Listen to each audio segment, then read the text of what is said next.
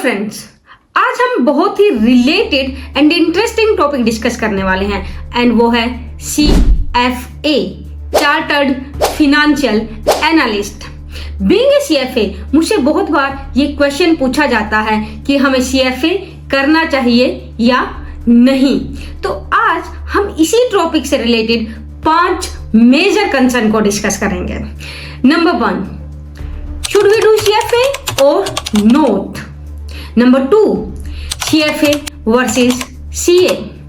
Number 3, what type of job are available post CFA? Number 4, what type of pay scale you can expect after doing CFA? Number 5, how hard is CFA and what strategy you should use to pass in first go? So, without wasting time, let's get started. First and foremost, भाई कोई भी course करना चाहिए या नहीं करना चाहिए वो आपके इंटरेस्ट, आपकी करियर एस्पिरेशन और आप कहां पर किस फील्ड में जॉब करना चाहते हैं उस पर डिपेंड करता है। अगर आपने पहले से बीकॉम की है एंड आप फाइनेंस में इंटरेस्टेड हैं तो CFA can be a good option. पर जो एक गलती बहुत सारे स्टूडेंट करते हैं वो ये है कि वो CFA करने लगते हैं और उस पे अपना पूरा टाइम स्पेंड करते हैं। मेरा कहने का मतलब ये है कि अगर कोई भी यही सर्टिफिकेशन नहीं, कोई भी सर्टिफिकेशन की वैल्यू एक्सपीरियंस के साथ होती है।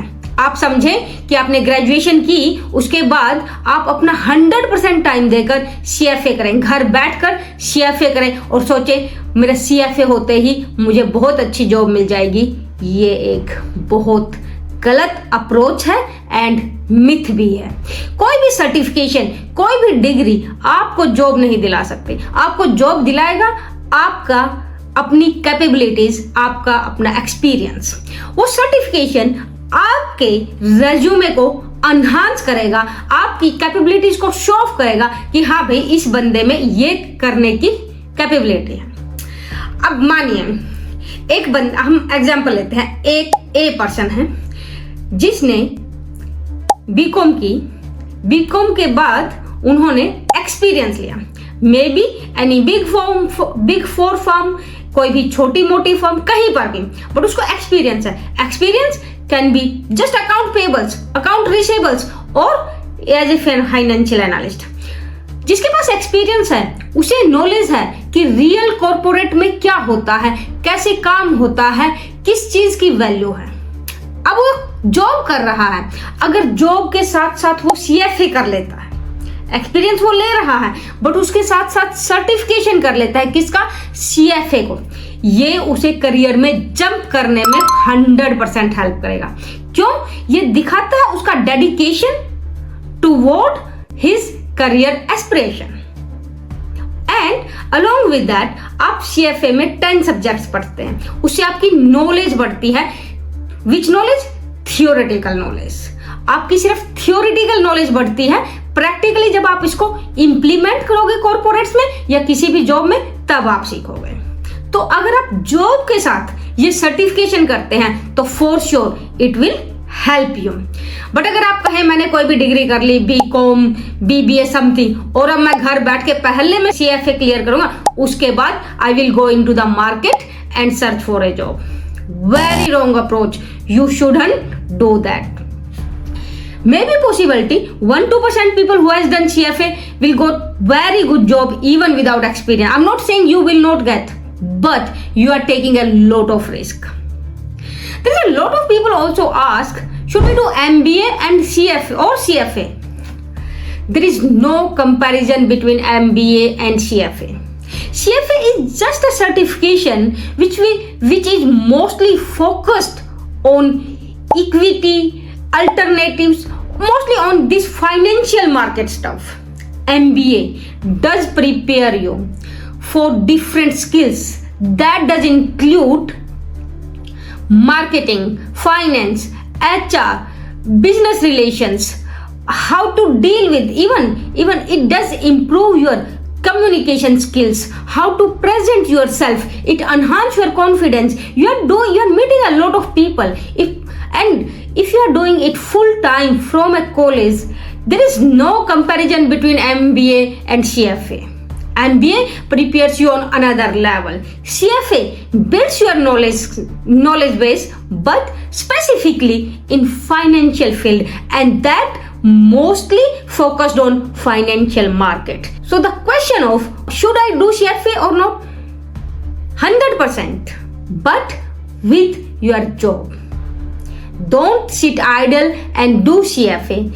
Keep searching for a job. If you don't have job yet, yes, apply for CFA. Keep searching for job. Keep doing your CFA, but in a parallel. Now comes to the second question: CA versus CFA. In my opinion, this comparison is completely baseless because both are different, very different courses. CA, Chartered Accountant.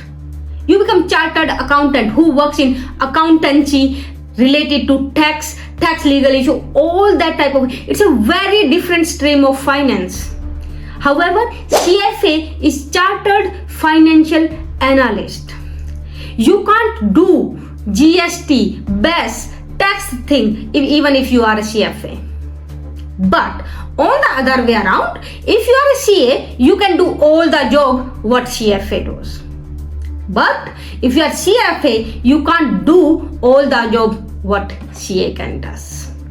If you are interested in accounting systems, in tax, in all this area, you want to become a CFO, you want to go into this financial, like if starting from accounting, financial controller, head of finance, risk management from the perspective of CFO, you want to go on that career, you should do CA.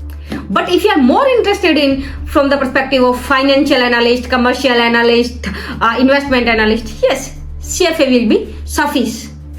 And if we talk about which one is harder, there is no comparison between Indian CA and CFA. CFA is much easier comparing to CA. Though I haven't done CA from India, but I have heard their pass rates are so low. However, in case of CFA, pass rates are always higher than 30%, 40%. You just need to pass 3 levels. In CA, you have to pass a lot of subjects. You have to do training. It's a long process. So, I again say, if you can do CA and you are more interested in from the accounting perspective, go with CA.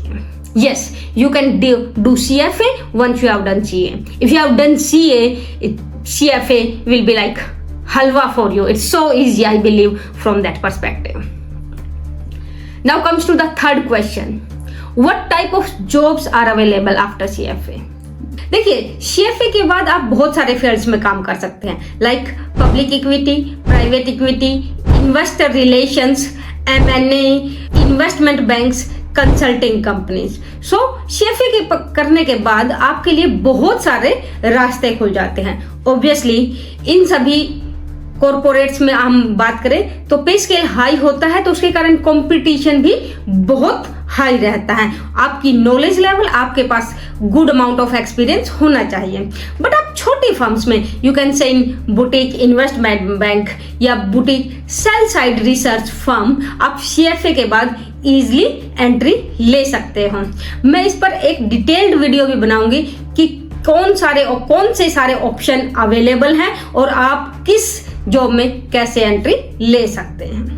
तो अब हम आते हैं next question पर कि पे scale. देखिए, पे स्केल तो बहुत वेरी करता है. It depend.